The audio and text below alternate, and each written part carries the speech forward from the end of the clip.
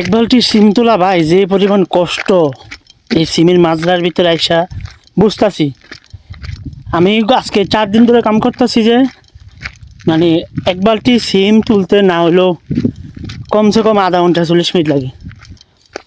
মানে যুদ্ধ করতে হয় মানে সিমগুলোর সাথে আমার মনে হয়। অথচ আমরা বাংলাদেশের বাজারে যাইয়া টাকা দিয়ে সিম কিনা যাই, কিন্তু এই সিমগুলো যে যারা তুলে তাদের যে কতটা কষ্ট হয়, কতটা পরিশ্রম হয়, এটা একমাত্র যারা তুলে তারাই জানে।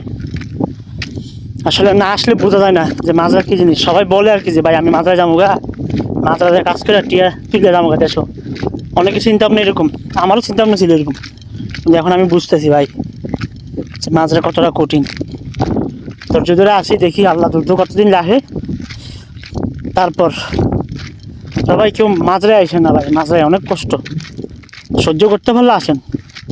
মানে দাঁতের নিচে আপনার জিহ্বা কামড় দিয়া থাকতে হইব, বুঝছেন? এই হলো পরিস্থিতি মাজরার। তো ভাই জানিও না কেউ ভুল করেন না, আমরা তো ভাই ধরা খাই গেছি, যার কারণে এখন করা লাগতেছে, কিছু করার নেই, বাধ্যতামূলক। এই হলো বিষয়।